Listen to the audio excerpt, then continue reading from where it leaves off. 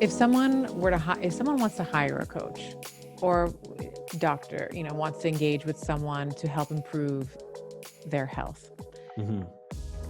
whatever realm that may be, what would be some, the top, however many, I'll give you how, free form in answering this. Mhm. What would you advise them to look for? Right. I would say you have to work harder than almost everyone does, right? Like if you were to try and hire a personal assistant, you would probably be pretty rigorous in your screening, interview process, background check, references, right? All of that. Mm. When people go to hire a personal trainer or even a physician, they're just like, who's around? Uh, Right. they're Yeah. close to me. Yeah. And they go and do that, right? I Mm. mean, and I won't say it's insane because I've done it early in my life too. Uh, but it's ineffective, right? I mean, what is the probability of success? And that's how I think about everything. And I say it quite often. Like, I'm not saying that you're not going to end up with someone good. I'm just saying that the probability of it being a great find is pretty low, right? Um, if you want to stack the deck in your favor, to your question, what I would do is I would reach out to believable people in your community, right? So believable people are people who've used these kind of services before and would have a sense for who is good, what is good, right? So, I mean, I'll give you a really, really relevant example. So our 5-year-old broke his radius and ulna, so his two forearm bones this week. And so he was jumping on a trampoline, he fell backward, outstretched arm, and kablam. So we wanted to go see an orthopod. And so I reached out to, and we're in Arizona right now, I reached out to Mark Verstegen, who runs Exos. He's probably one of the most successful and well-known strength coaches in the world, entrepreneur in the training and health space. I reached out to Stu McMillan, who runs Altus, which is a track and field training facility down here. I reached out to a couple physical therapist friends, and I was like, hey, this is what happened. Who should I go see?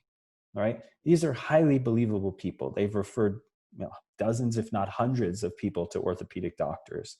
And then I collected all the information. And so, I mean, it was really amazing that all 4 independent people recommended 4 different doctors, but all in the same practice, right? They all work out of the same building. So I Mm. was like, all right, good. If we go work with that particular group, we're going to be okay, you know? Mm. So then we made 2 different appointments, right? We went to see this one doctor uh, early in the morning. Then we went to see a different doctor in the afternoon at a totally different place because I had heard really good things about this other person as well. Um, and I also did a pretty deep Google search for ratings and reviews and that sort of a thing.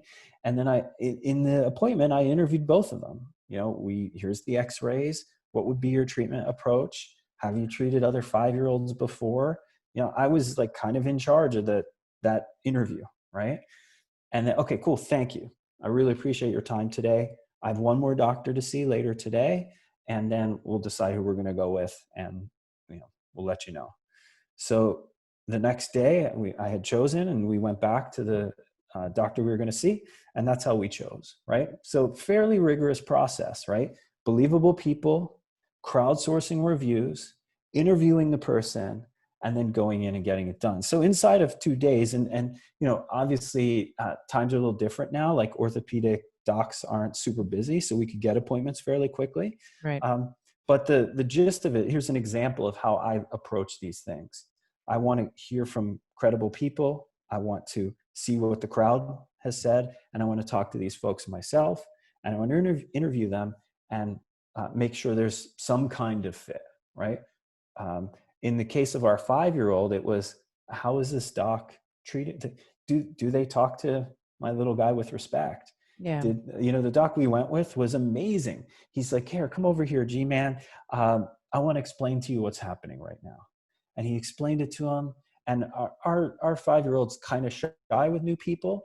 And by the end of a 15-minute little warm-up session or whatever, he was explaining exactly what happened, where the pain is, how, like, I hadn't seen him talk so much in front of a stranger in a long time.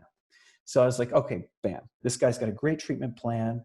Another thing he told me is that he has 5 children, and one of them had the same thing happen when he was young. And here's what he did with him.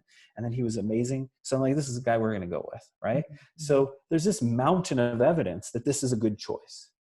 Uh, don't do the opposite, right? When you're hiring a coach, don't do the opposite of that. Build a case for the person that you're thinking of hiring.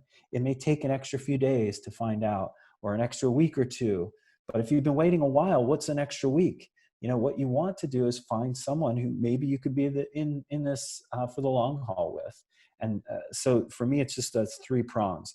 Do I know anyone who can give credible recommendations?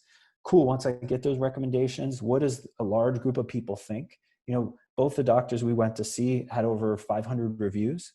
And then interview them, ask them questions. Don't be afraid to go in there and ask for what you want. They are here in service of you. And even if you don't have, body confidence, if you're going to work with a personal trainer, or food confidence because of a history of disordered eating, that first meeting isn't about any of that.